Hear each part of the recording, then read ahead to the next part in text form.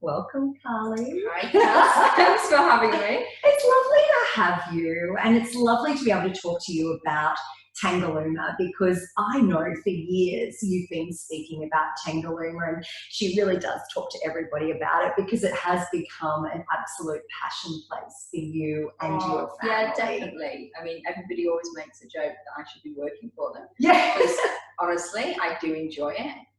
The family have had great holidays over the years, and it's so close to where we live. It reminds us very much, as you said, James and I travelled the world, and there's a little place called Koh Samet near Thailand, and that's a little bit off the beaten track as well. And I find Moreton Island and Tangalooma is similar when you get there. Yes. So it's super easy and literally an hour and 10 minutes on the boat. I think that's incredible, because a lot of people, I think, when you talk about Queensland and you talk about our islands, you often think about the Great Barrier Reef and the Whitsundays and the North Queensland region.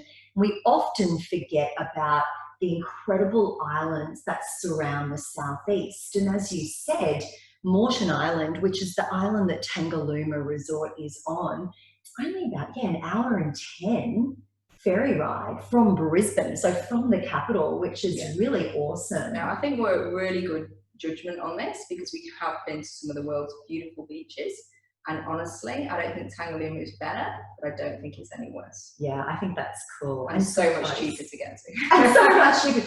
Hello, absolutely. So when you go over to Tangalooma, you can go by passenger ferry, as we know, but there is also opportunities to take four-wheel drives over to Moreton Island as well, isn't there? Yeah, and I definitely recommend doing both. So you can get the MyCat, which is a family-run business, take your four-wheel drive. Again, you can still stay at the Tangalooma Resort. You can actually go out and about and travel around the island in the day. Yeah. And it's fantastic. There is nobody anywhere on the beaches. You can drive for a good hour straight down the beach and you won't come across one person. Oh my God, the seclusion. It's like Fraser Island, but closer. Yes. And the one thing I prefer about Tangalooma to Fraser is you can actually stay on the beach. Yes. So Fraser Island, all the accommodation is back, so you can't actually wake up with those beautiful sea views in the morning, which you can in Tangalooma. Definitely. And I love that. I think you've hit it on the head there, because the accommodation is all facing towards the sea. You literally can walk out of your accommodation over a little grassy mound and you're on the beach. Literally, I reckon 20 steps, quickly from the villas. Yes. You will walk and you're on your beach. And it's great for the kids. There's no cars. Yeah. Obviously on the other side of the island, but on Tangalooma there's no cars. The kids take the scooters. It's super safe. You can see the kids when you're sitting on the beach. They can run back to the villas, they can go to the toilet and they can come back and they can scoot around the island. It's the only place that we're super confident with the kids and they run off and they enjoy it like they're home. It's a beautiful family holiday. It's very much a family holiday. Yeah. I say it's somewhere that adults can be adults and kids can be kids. Yes. Love Noosa, yes, but only love it without the kids. Yeah. I think there's too many adult attractions in Noosa and it's not fun with kids. Yes. In Tangalooma, you can sit, you can take a big crowd of people, you can all, sit around, have drinks, and you can see the kids. It's not a busy beach. The water's like a mill pond. You can enjoy your gin and tonics, and the kids can run up and down the beach and of course themselves. The sun sets over the water on the Tangalooma beautiful side. Sunsets every evening is it's spectacular. You've got your cheese platter, you've got your gin and tonics, and your kids are happy playing. Absolutely, and you don't get that on the east coast of Australia, so that's really, really special. I love that. And certainly in the villas, I know that they have the full kitchen. So again, for family holidays, that makes feeding a tribe so easy. Yeah, you just got to be organised, meal plan, take all your food over. But once you've unpacked, the fridge is stocked, you've got an easy holiday. Yeah. Take good, easy food that's easy to cook and quick to cook, and you'll have dinner on the table in no time, and you've got the best view in the house. Totally. As my dad says, there's no point paying for a restaurant when you've got the best view where you from the villas. I think that's brilliant. And, being able to run backwards and forwards, because kids eat all the time, let's face it. Yeah. But being able to run backwards and forwards from the beach to the villa or whatever other activity you're doing at the resort or on the island, and to have that so accessible just makes life for a family holiday so much easier. So much I think easier. it's luxurious camping. Yeah. Because you're on the beach and you're only ever going to get those views normally camping in a camper van or a tent. You've got the luxury of a nice villa, and then you've got the community you get from camping. Still there. You know, when we stayed in Agnes Waters, it was the same. It was a real community. The kids ran around the campsites. They do the same at Tangalooma. They all run around. It's free. It's safe. Yeah. And again, it allows you to chill out as an adult and the kids to have fun. There are a couple of restaurants in the resort section, of course. So if you're the kind of family, or perhaps you're going as a couple and you don't want to cook every meal, there is still the opportunity to eat out if that's and there's an Asian restaurant that does some lovely food, so I'd recommend going there. And also there's a little bakery where you can get your morning coffees. So the kids will often scoot down, grab 2 coffees and come back in the morning, which is perfect. That's perfect. I'll have to train my boys to do that next time we go, and hopefully they don't spill it all on the way back. But you know, we'll work on it. So in regards to activities when you're on the island, because we spoke about the fact that you can take a 4-wheel drive and go on a bit of day tour adventures yourselves, but if you choose not to do that and you choose just to go across on the passenger ferry, there's still a lot of activities in and around the resort that people can do. There's a huge amount to do on the resort. You can either do nothing or you can do everything.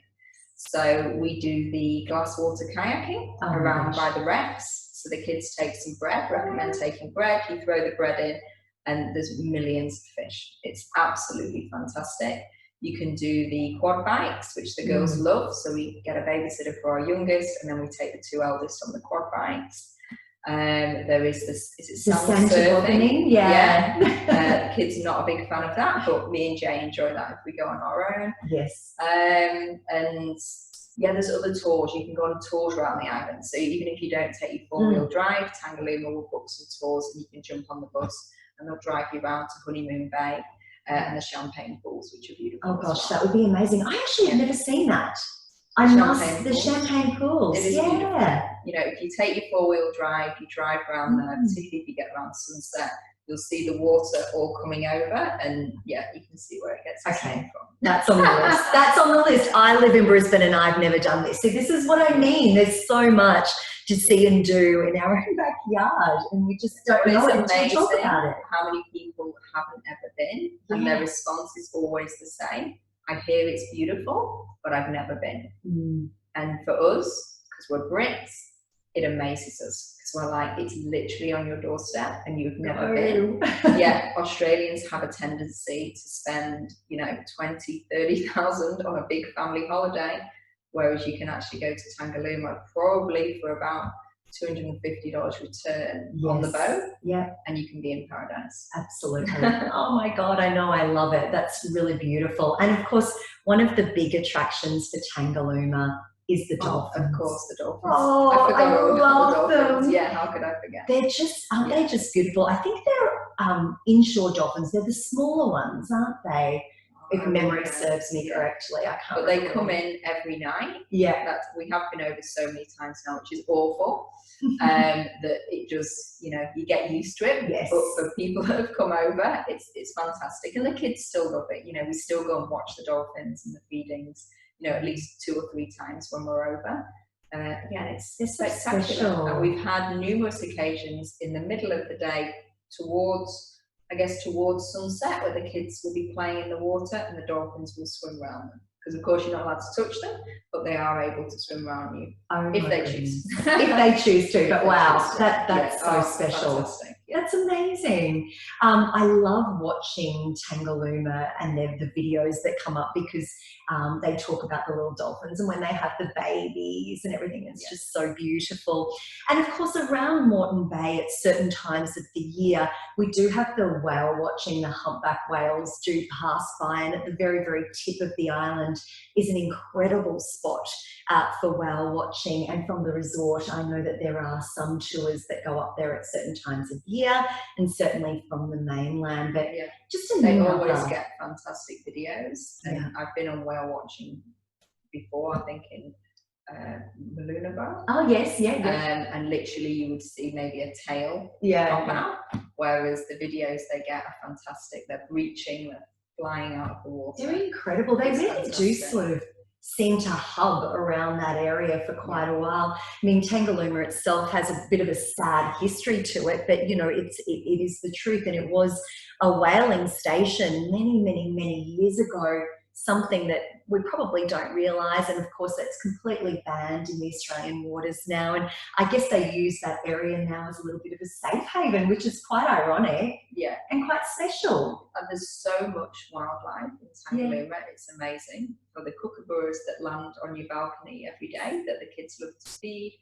pelicans are in every day and you see them flying over at sunset, the dolphins, and the turtles, you know, you'll see when you're off on your glass water kayaks. It's amazing to have that much that close. You really don't need to travel far to have the most amazing holiday. It's really beautiful. It's really beautiful. It's no wonder you keep on going back. Oh yeah. And you inspire me to continue to go back. So I love that. But Carly, thank you so much for your time today. I am sure it has inspired our audience. I've certainly put champagne pools on my list for next time I'm at Moreton Island. Oh, fantastic. Thank you so much. Thank you, Kelsey. Lovely to see you. You Thank too. you. Thank you.